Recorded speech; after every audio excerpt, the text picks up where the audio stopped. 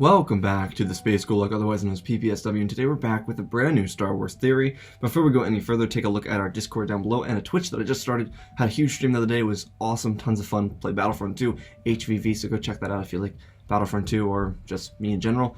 And also subscribe for a chance to win one of 3 lightsabers I'll be giving away when I hit 10k, which is right around the corner. If you look at the subscribe button down below, you should click it. Anyways, today we'll be doing what if Kenobi went to Mandalore instead of Ahsoka. So we'll be going into great depth of what could have occurred, what could have happened if Obi-Wan went to Mandalore in place of Ahsoka Tano. In the final act of the Clone Wars, the Republic was flipped upside down as the Jedi were wiped from existence and the Empire rose from the ashes. If Obi-Wan told Ahsoka to accompany Anakin to Coruscant, how could things have changed? Let's get straight into it. The story begins inside of a Venator-class Star Destroyer as a Mandalorian vessel lands inside of the main hangar bay. Kenobi stood silently as a ship landed, and Anakin and R2 by his side, eager as ever to see Ahsoka. As the doors opened and Ahsoka, flanked by Bo-Katan and a couple other Mandalorians, R2 rushed to greet Ahsoka. Kenobi was still idle, cautious, as he always was. You could see Anakin subtly jump like a child. He missed Ahsoka to death. Anakin felt like he had failed her, and while Obi-Wan of course understood, he believed that it wasn't Anakin's fault, and that Ahsoka would be guided through the Force. It seemed as so. Ahsoka was guided back to Kenobi and Skywalker because of this important path that she took in her life.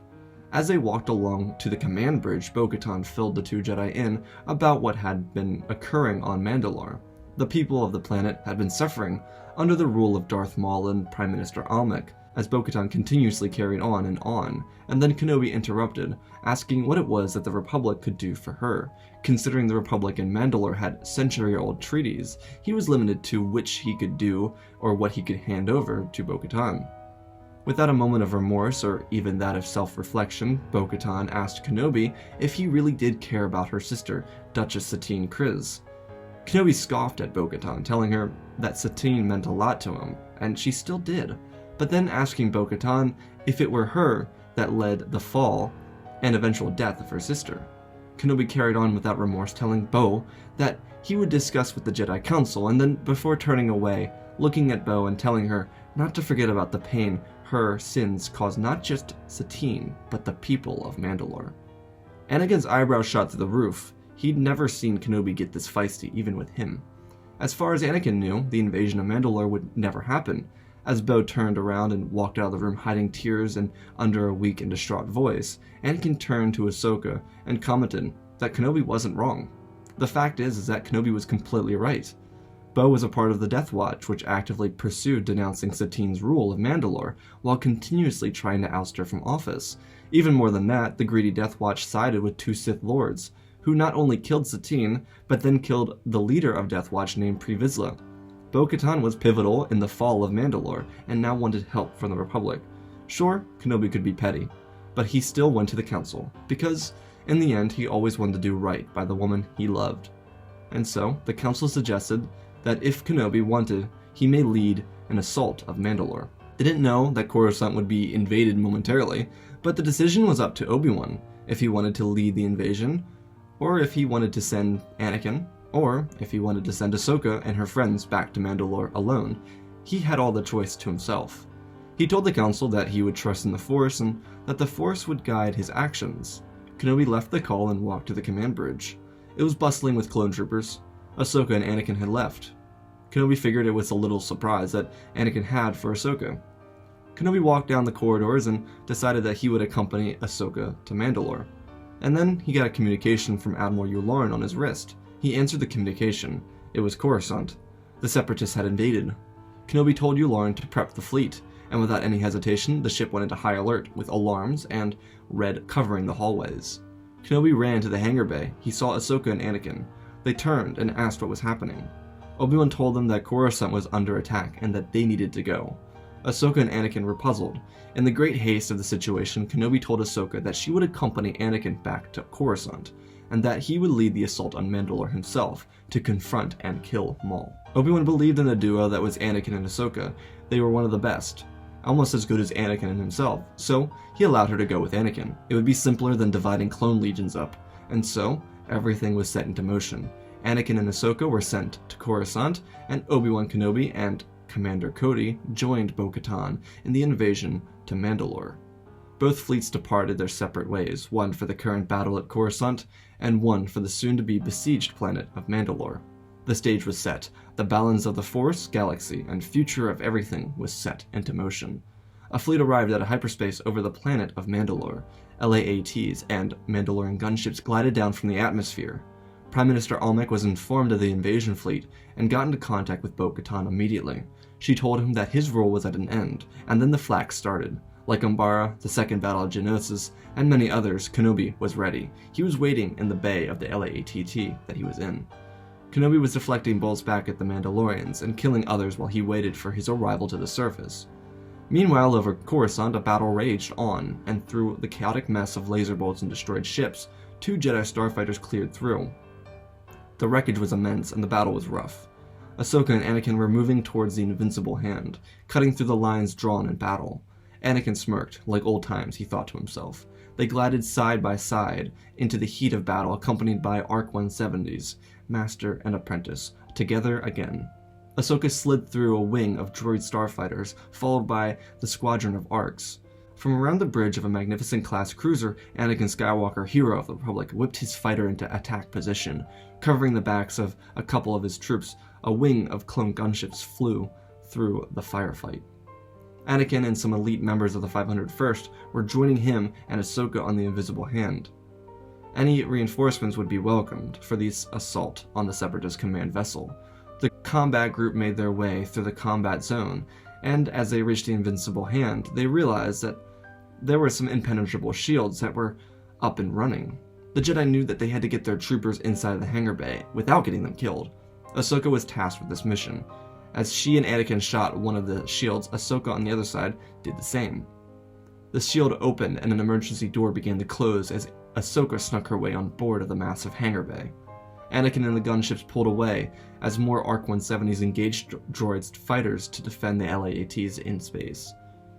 Back on Mandalore, the 7th Sky Corps began their landing procedure as Jedi General Obi-Wan Kenobi led an assault on the Mandalorians, side by side with Commander Cody, as they had always been throughout this dreadful Clone Wars. The Mandalorians were tough, but alas, they were no match for the Jedi, nor the clone troopers that came from the genetics of Jango Fett. Kenobi and Cody marched their army through the cityscape of Mandalore's capital city, as Republic walkers began to land on the ground. The Mandalorians began to retreat down into the sewers below. At the same time, Bo-Katan and a group of her fellow Death Watch members stormed the throne room. Bo-Katan took Almec in combat. A duel took place, but it wouldn't last long.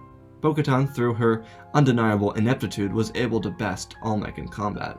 Over Coruscant, Ahsoka made her way through the droids, and in the hangar bay, and opened up the shields so that the LAATs and her master could make their way into the hangar.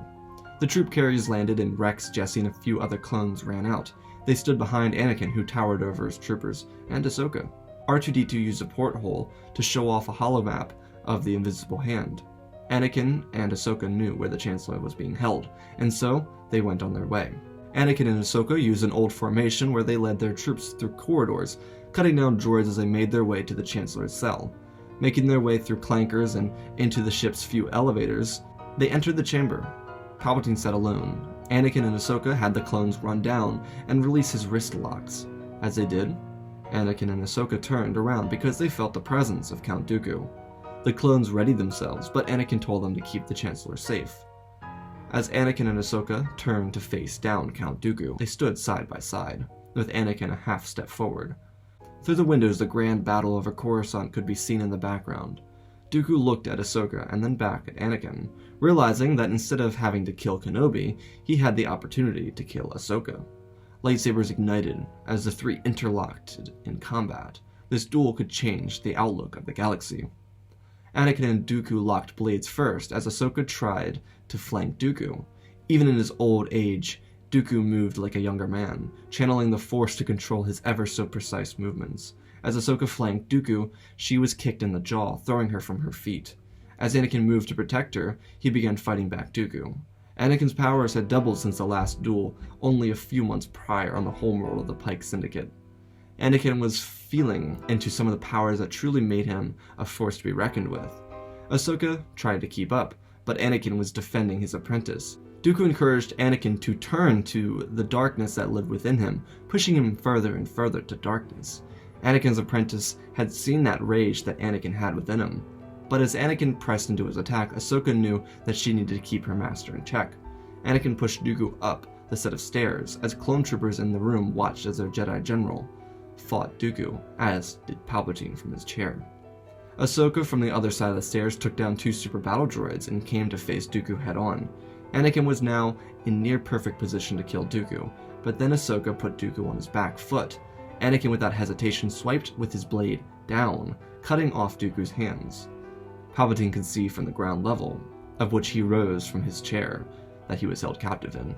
As the clone troopers escorted him up the stairs, Ahsoka was telling Anakin that this would surely help the war effort. Palpatine blatantly suggested that they should have the clones execute Dooku. Palpatine believed that Anakin wouldn't find this completely out of left field. Palpatine thought that Anakin would pass it off as a life lesson about taking care of people who have hurt you. Assuming that Anakin would take it this way was key to Palpatine's decision to make this comment. Anakin looked at Ahsoka, who gave Palpatine the side-eye for the remark. Palpatine knew that Ahsoka was like Anakin, but he supposed that her being out of the order for so long may have changed her input towards everyone and everything people said. Anakin told the troops to put clasps on Dooku's wrists and take his lightsaber, so that they could escape with another prisoner. The group now had to return to the hangar bay so that they could get the Chancellor and the new prisoner to safety. As they made their way quickly to the hangar bay, they ran into a large group of clankers. As Anakin and Ahsoka took the lead on the attack in the hangar bay, blocking blaster bolts and defending their troops, the Chancellor from behind yelled out for help. When Skywalker turned around, it was General Grievous picking up the Chancellor and throwing him behind himself. Anakin told Ahsoka to press forward with the men as he turned to confront the cyborg general of the droid army. Grievous without hesitation ignited 2 of his blades and lunged at Skywalker, who was thrown back a little, but still steady on his feet. Palpatine sat on the floor stressing. He knew what kind of power that Grievous had, and how relentless he was when it came to killing Jedi. Anakin moved steadier. He had never fought Grievous, and of course, this was by Palpatine's design. But this was the truest test of everything that Anakin had learned. In the corridor before the hangar bay, where the clones were entering, Grievous and Skywalker combated one another fiercely. Grievous had beaten people who used Anakin's form before, but Anakin was probably the best duelist with his form that Grievous had ever fought up until this point. Anakin twisted around Grievous like a dance, as Grievous kicked Anakin to the side as he landed next to Palpatine. General Grievous turned to kill the Jedi's Chosen One, but he was sent tumbling over Anakin and Palpatine and flying into an adjacent wall at the end of the hallway. When Anakin turned around, he looked and saw Ahsoka, always in time to save his back. Just like Teth, Anakin thought to himself, his apprentice surely had his cockiness. Regardless, Anakin stood up and helped Palpatine to his feet as he ran to the clone troopers who were now boarding the LAATs. The pilots had been hiding when the large battalion of droids prepared in the hangar bay. ARC Trooper Jesse and Clone Captain Rex escorted the Chancellor onto one of the various LAATs as Ahsoka and Anakin looked down Grievous at the opposite end of the hallway. Grievous decided that this duel would have to wait for another time, especially because the Invincible Hand was being peppered by blaster bolts from a Venator-class Star Destroyer. Anakin sent a signal to Yularen, who was helping the battle plan currently, and beginning to push Separatist forces away from the combat zone. A wing of V-Wings and ARC-170s made their way towards the Invincible Hand, and soon all the gunships and the 2 Jedi starfighters left the hangar bay of the CIS capital ship. The battle waged on in space, but a convoy of ships was covering the clones as they made their way back to the planet Coruscant. They had a rendezvous at the Sedent building. General Grievous would also manage to make another great escape as he retreated to the Outer Rim world of Utapau. On Mandalore, Obi-Wan and Bo-Katan reunited as they discussed the battle strategy going forward into combat. They had clearly pushed the Mandalorians into the sewers and were currently holding a desirable position. Clone Trooper Boyle and a group of clone troopers led an offensive in the tunnels, yet they hadn't been heard for a good while. Kenobi asked Commander Cody to follow him into the depths of Mandalore's capital city. The squad going down had a couple of clone commandos and an ARC trooper named Brunk. He was a bit of a hard case, but he got the job done. The clones followed Kenobi down into the sewers ever so steadily. They saw the remnants of a battle, but there was a clone still alive. Kenobi knelt down next to the trooper and asked him if he were okay. The trooper disregarded the question. Lieutenant Jet told Kenobi that he saw Maul. He cut through the clones without mercy. Maul was asking about someone named Skywalker. Jet told Kenobi to keep Skywalker safe as his eyes rolled back, and his grip on Kenobi's hand loosened. Kenobi closed the eyes of the trooper and laid his trooper down softly. Kenobi got up and looked at the men who had gathered behind him. He told them their new objective was to capture Maul. Obi-Wan wanted to know what Maul wanted with Anakin. And so, the clone troopers readied themselves as they followed Kenobi, whose blade illuminated the entirety of the cave. Blue shadows danced around the corridors in the deep underground sewers. Clones readied their night vision and kept a tight formation. About 20 men and General Kenobi steadily and cautiously made their way further and further into the tunnels. Suddenly, blaster fire from the ends of each tunnel. A clone dropped to the ground, but 2 Mandalorians fell as well. Kenobi used the Force to deter rockets from hitting his men, and, as trained and well coordinated as they were, they did not break formation. More firefights lighting up the corridors. Kenobi and Cody stood side by side, moving forward as a duo, a singular movement focusing its energy outwards. They were able to suppress Mandalorians that came into the tunnels to trap the clones and Jedi. But Kenobi was prepared.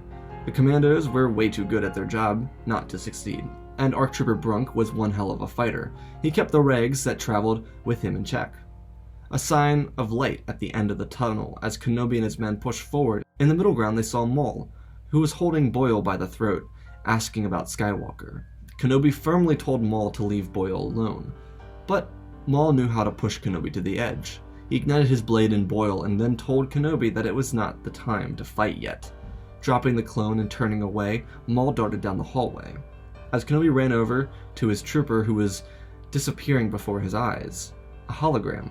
Kenobi was about to run after Maul, but Cody grabbed his arm and told Kenobi that they should move topside. There wasn't anywhere for Maul to go besides topside, where the clone army was awaiting.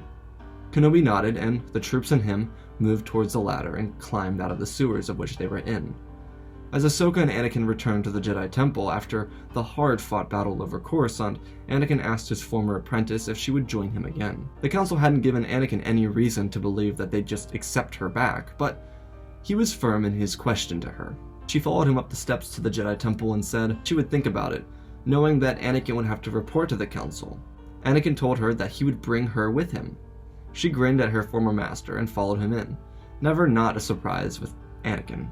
Being with her former master made Ahsoka realize a lot about the life she'd been living. As they walked towards the elevator that took them to the council chambers, Ahsoka pondered. Her life was a struggle. She made it, but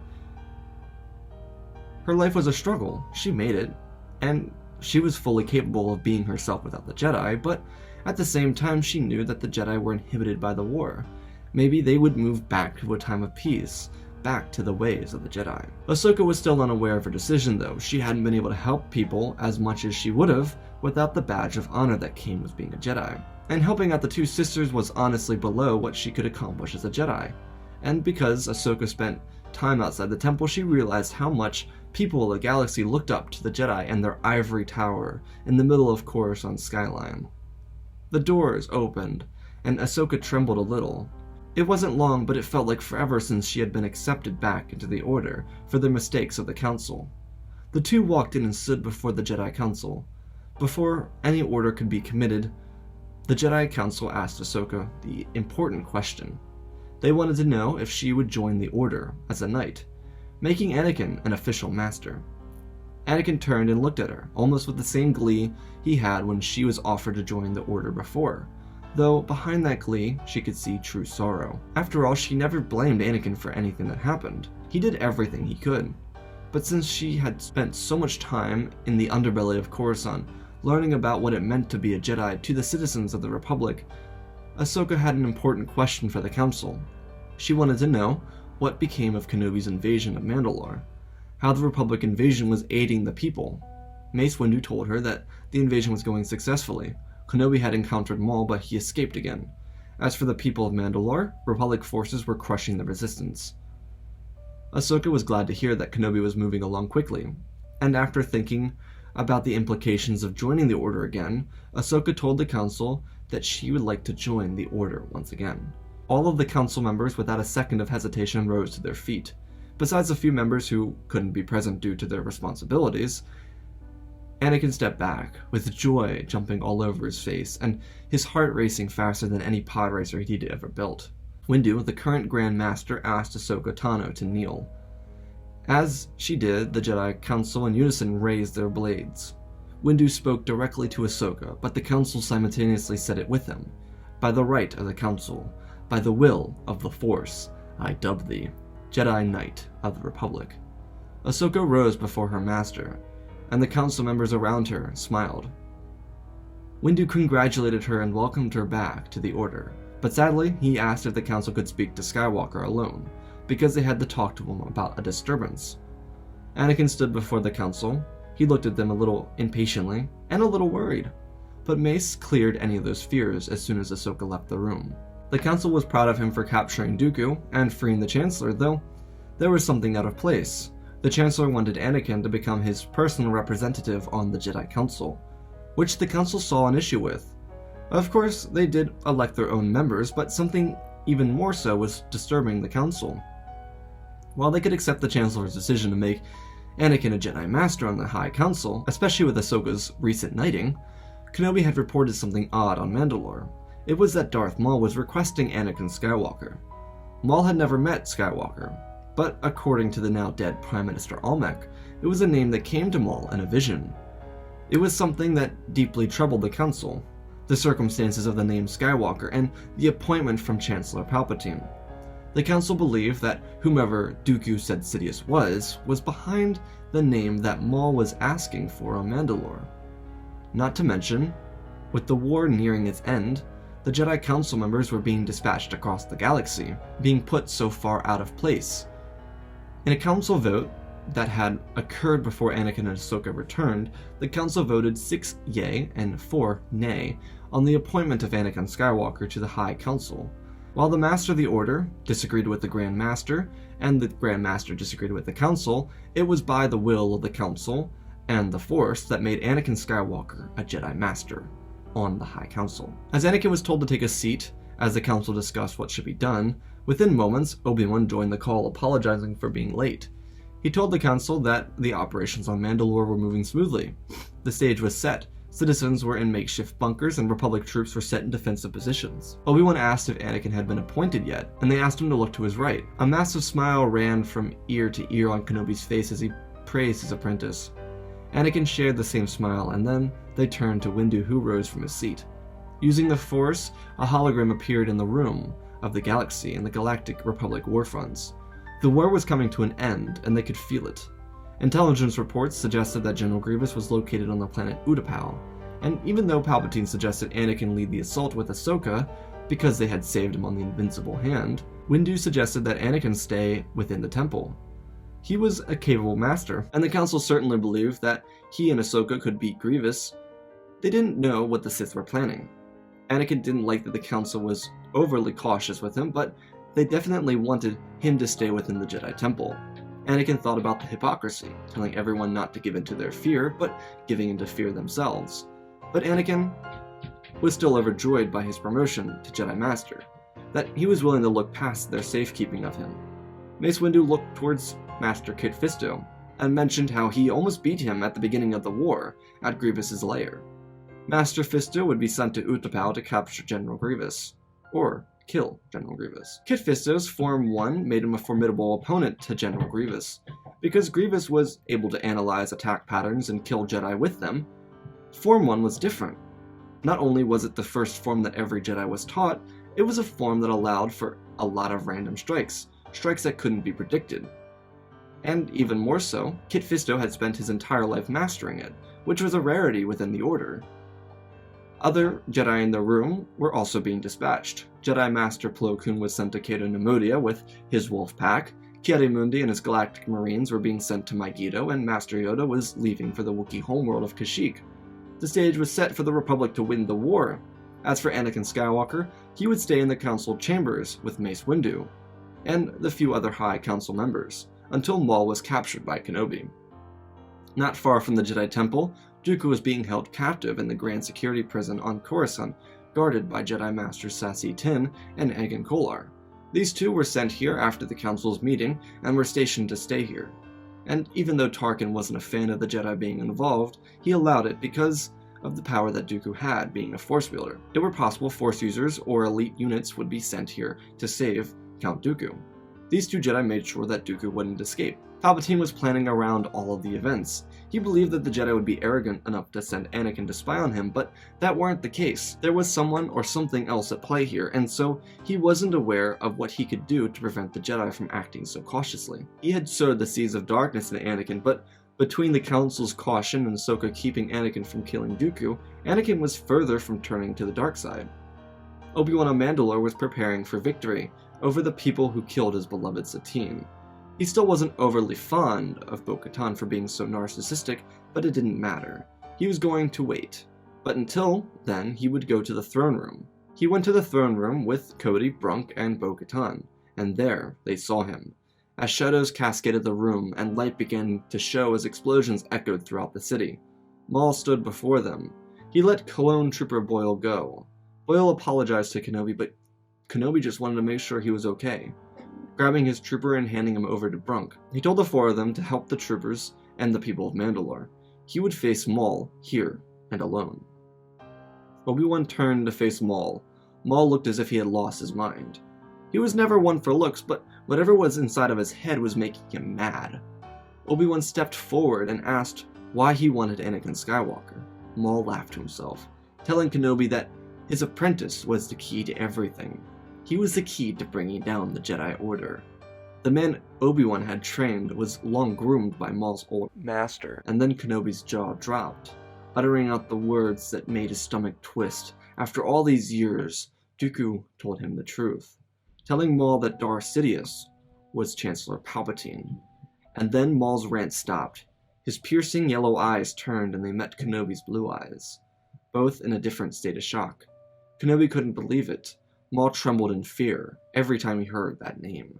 Maul hated Kenobi with pure resentment, but they had a common enemy, Darth Sidious. Maul thought, and then said, gritting his teeth, asking to put away their rivalry, to kill the one with power. Kenobi felt like he had no other choice. He could fight Maul, but that was precious time that the Jedi Order didn't have. If he wanted to save the Order and his apprentice, he had to do something that was near unthinkable. He needed to team with Maul. Kenobi pondered the possibilities, but then he remembered the executive orders put in place by the Senate to prevent anyone from achieving too much power. Checks on the Jedi, checks on the Chancellor, powers of the Chancellor. Kenobi walked himself through Orders 1 of 150. He did this quickly. He was a well-studied man, a Jedi who knew much of the laws of the Republic. He spoke quietly aloud. 65. If the Chancellor was unfit, if the Security Council or Senate decided he were unfit. But then he stuttered. 66. Order 66. In the event of Jedi officers acting against the interests of the Republic, the entire Order could be wiped out if he didn't side with Darth Maul. Tension filled the room, and so the Master of Negotiating asked Maul what his conditions were. Maul said that he wanted to be free, to run his criminal empire. Kenobi couldn't accept this. It was against the code. Maul snarled and then proposed a new offer. After we kill Sidious, Kenobi and Maul would have one final fight, one final duel for the leadership of Mandalore, home of Kenobi's beloved Satine, as he threw the darksaber onto the middle of the floor in front of both Kenobi and Maul. Obi-Wan crossed his arms and brushed his beard, thinking of all the destruction that had happened over that blade. It was a better option. Regardless of who lost in the duel between the two of them, Kenobi would gladly sacrifice his life for the life of the Order, and even more than that, the galaxy. Because if the Sith won, it would mean the end of all of them. Kenobi told Maul that it were a fair deal. The two of them walked forward and met in the middle, over the darksaber, locking their arms. The deal was set, and so Maul picked up the darksaber and they ran out of the throne room. Kenobi told his forces that Maul was joining their cause for the time being via communications. Cody was a bit in shock of this revelation, but as always he obeyed orders. Kenobi then told Cody that he was returning to Coruscant immediately. Cody told Kenobi that they would finish the battle here. Kenobi told Cody to have the Force be with him. Cody then turned around and led the assault on Gar Saxon and the troops that followed him into battle. It were a massacre. The Mandalorians were being slaughtered by the 7th Star Corps, and there was no one here to aid them. Gar Saxon pushed too far, and now he was being surrounded by the 7 Sky Corps. Instead of surrendering, he died as a fool, as any Mandalorian would. Without surrendering, clones kept shooting and gunning down Mandalorians until the few that were left surrendered. The siege of Mandalore was going brilliantly. At the same time, Mace and Anakin were sitting in the council chambers, alone. Shakti had just left for her quarters, and the other few Jedi Masters had left before her. Night was dawning on Coruscant, and the city's skylines reflected as the sun set into the industrial sector. Anakin and Mace had a deep conversation. They were locked in conversation regarding their relationship over the years. Anakin, after all that they had been through, wanted to know why Mace was always against him. Why did Mace Windu hate him? It wasn't that Anakin wasn't grateful for becoming a master in the High Council. He was very thankful, but he wanted to know why it felt like Mace had it out against him. Mace stumbled and leaned back, and the sun began to hide behind his being as a shadow was casted across Anakin's face. Mace thought, and then he spoke elegantly, because he realized that he couldn't escape this conversation.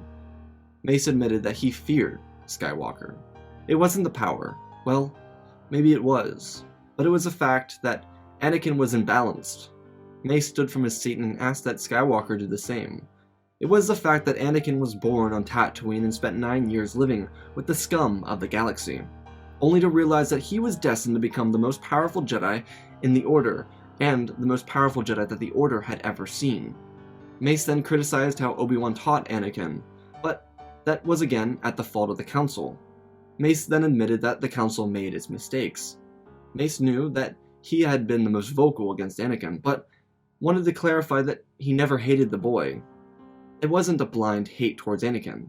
He saw how good of a man that Anakin had become over the course of the Clone Wars, and as he grew into the Jedi that he was now. During his training, he saw younglings bully Anakin, and he saw a master who was truly unprepared to be a teacher that would teach Anakin. Anakin then spoke, asking why Mace didn't do something, giving Anakin the help that he so obviously needed. Mace sighed and turned towards Anakin, placing a hand on his shoulder, thinking inwardly, and then speaking softly, as if this came from a deep place, from the deepest depths of his heart. He said despite his own arrogance, he had been wrong to treat Anakin as such. Maybe deep below he was jealous of Anakin, and who he would eventually become. Anakin realized that Mace was being truly expressive, and this was apologetic in nature. He looked towards Mace and then spoke, telling the Grand Master that despite everything, despite the tragic beginning to his story with the Jedi, and the treatment he received from the Council and the Order itself, he told Mace that he would stand side by side the Grand Master and the other Jedi, no matter what.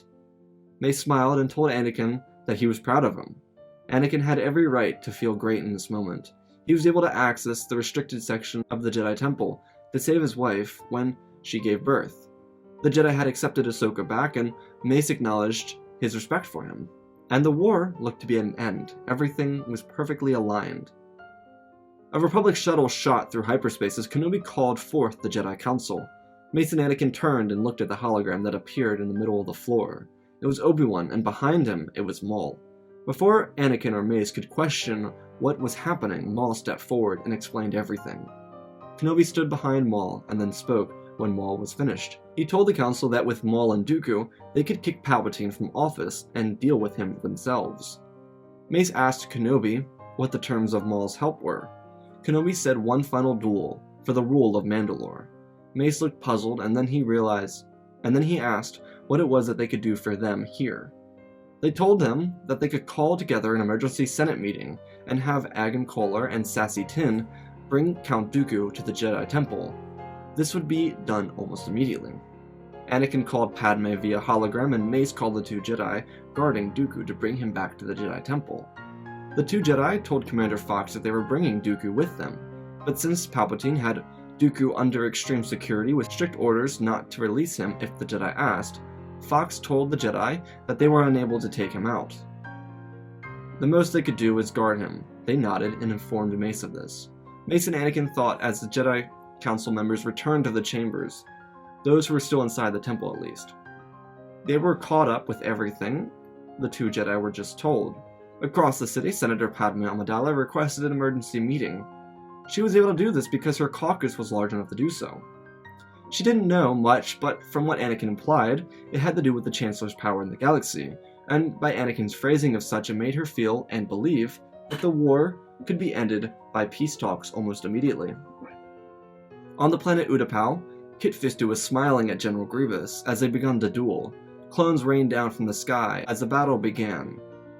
The Separatist leaders were still on the planet, and the Molinist 10 were sent to snuff them out and capture them. It was an epic battle, and the droid forces were unprepared, and neither was General Grievous.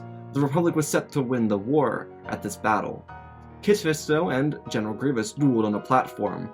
Fisto wasn't giving Grievous the upper hand here.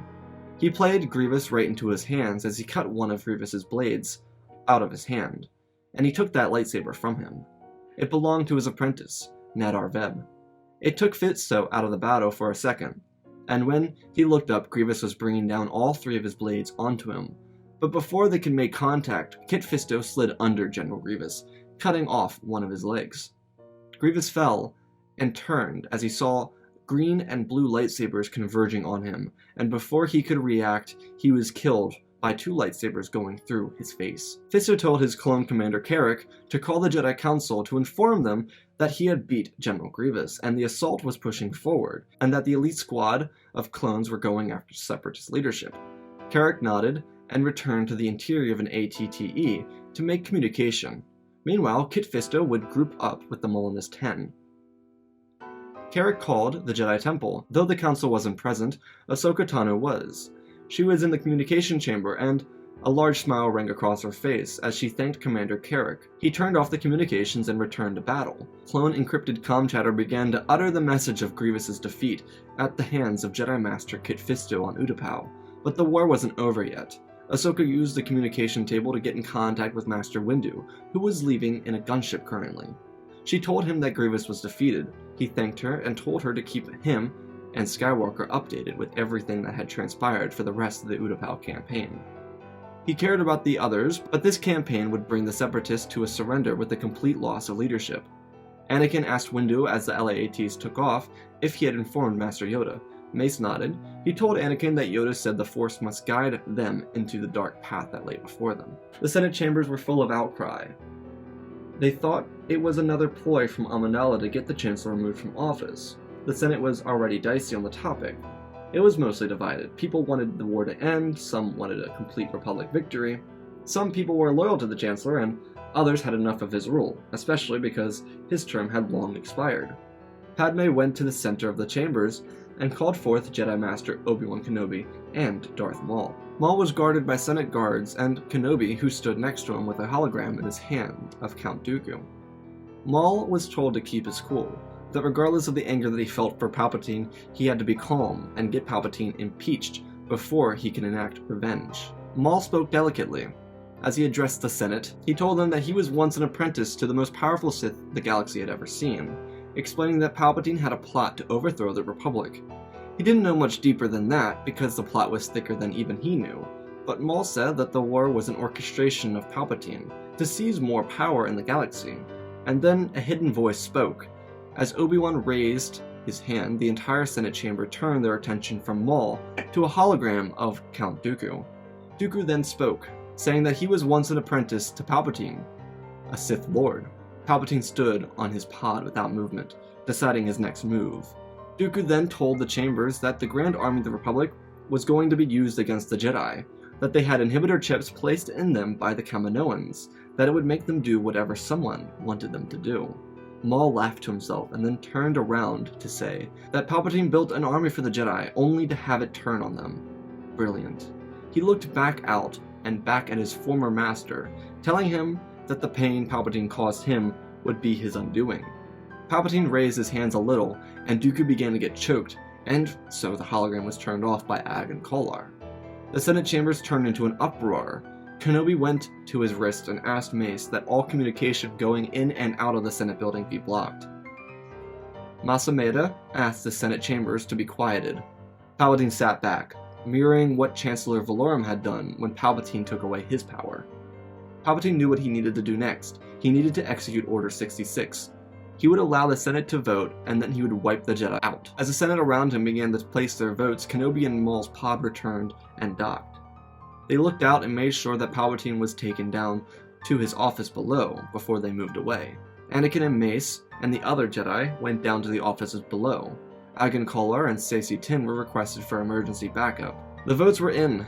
The Senate voted to impeach Chancellor Palpatine. As was Republic law, Palpatine was immediately removed from office. His pod began to sink into the floor as senators booed and insulted him. Palpatine entered his office below and immediately went for his communication device. Though something was off, it wasn't transmitting a signal. And because he was no longer Chancellor, all of his guards had left the room. He heard footsteps, and so he looked up. It was Anakin Skywalker. He was relieved to see Skywalker. It hadn't been since the remarkable rescue that he had seen Anakin. But then a frown grew. Anakin told him that by the will of the Council and Force, Anakin was here to execute Palpatine for being the Sith Lord. Palpatine walked around his desk and asked if he needed his knowledge. The knowledge to save someone from death. Anakin then remarked that he were a Jedi Master, and he wouldn't be ignorant to the ways of the dark side. Palpatine growled as his lightsaber came from his sleeves. Before he could tear across the room, he saw Amethyst. It was Windu, and the rest of the Jedi Council that was present. Anakin was blocking his escape, and so he backed up. Anakin entered the room, and entered his attack position. The Jedi were all present, and Kenobi and Maul were running down to the former Chancellor's chamber. Palpatine engaged with Anakin. Anakin was powerful. Both moved at intense speeds. Mace tried to interject, he wanted to help, but the speed of which these two duelists were moving was too immense. Anakin cut back and then stepped forward. Palpatine moved into defense, red and blue emanated the room. Kenobi watched as his apprentice shoved Sidious aside, and as Anakin spun around, he stabbed his lightsaber through Palpatine and into the wall behind him. Anakin pulled his blade out and decapitated Palpatine with one final strike. Maul watched with both anger and joy. He wanted to be the one that killed Sidious, and now that plan was ruined by Skywalker. He looked at Kenobi and quickly said that the deal was off, telling him that he wanted to fight Skywalker instead now. Maul challenged Anakin to a duel of the fates. Maul was powerful, but nothing compared to the sheer power of Palpatine, whom Anakin just beat. He took Anakin on, head on. The Jedi looked on, they couldn't interfere. Maul and Anakin dueled. It was flashy, much like the previous one, but this time, Maul wouldn't die. He moved to escape. But there was an issue. His rival stood at the door. Anakin stopped and let the two of them have their moment. Maul told Kenobi to move. Instead of doing so, Kenobi ignited his blade. Remembering back to his master, Kenobi steadied his position, and then moved into the same fighting style as his master used, more than a decade before.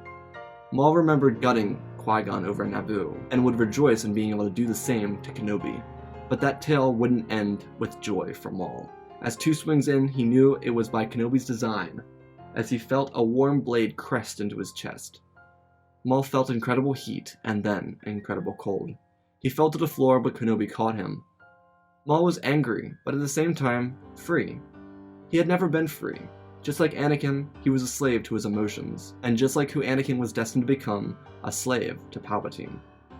Maul looked up and saw Jedi around him, wondering what it could have been had the Jedi saved him and his brother before Palpatine did. Maul died, and Kenobi closed his eyes. The Jedi had won, and Anakin brought balance to the Force, killing the true last Sith Lord. Maul and Dooku weren't as true as to the Sith as Palpatine was, and with the death of both Maul and Palpatine, the war would be won in favor of the Republic, and soon, the clone troopers would have their inhibitor chips removed. The Republic would have a new ruler, and so would Mandalore, Duke Obi-Wan Kenobi. Dooku would be tried before the Republic and found guilty along with the other Separatist leaders that were captured by Kit Fisto and the Molinist 10. Padme and Anakin would retire to Naboo and be proud parents. The galaxy itself would find itself in peace in the absence of the Sith.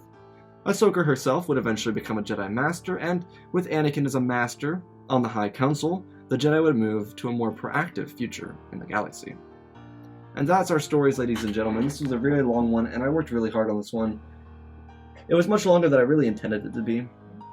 I really didn't think it would get this long, but I thought something interesting came when I was like, wait, what if Maul and Kenobi teamed up? That's something we've never seen before. I've never seen it from anybody else, and I thought it would be really interesting. As fun as it would be to have Maul and Obi-Wan fight for one final time on Mandalore, I think Obi-Wan would have asked what Maul was talking about. And unlike Ahsoka, who acted rather aggressively towards Maul, who said that Anakin was the key to everything, I think Obi-Wan would have tried to see through that. He would have wanted to see something. And because he was told by Dooku on Geonosis that Sidious was the Sith Lord, I think he would have figured it out. I think he would have had the everything click together, that Chancellor Palpatine was the one behind it, considering that Palpatine was now appointing Anakin, and considering that Sidious was the person at the top of the Republic that Dooku had mentioned so long before. I think Obi-Wan was well-studied enough and smart enough to figure this out, and I think that's what would have happened here. I think he would have figured it out and been like, oh, you know what I need to do? I need to do something about this, because if I don't, if I fight Maul here, it's not going to be worth my time, because everyone's going to die, and I think that's the truth. I think, same with Ahsoka, I think Ahsoka could have prevented it if she had joined Maul, and we could do that another time, but that's really what I wanted to see here. I wanted to see Obi-Wan team up with Maul, and originally I thought it was going to be a cool duel, and have them fight each other, and have one of them die. I thought that would have been fun, but that's not at the heart of them. At the heart of them is the death that they got in, that Maul got in Rebels, was dying by Qui-Gon's hand, one final duel.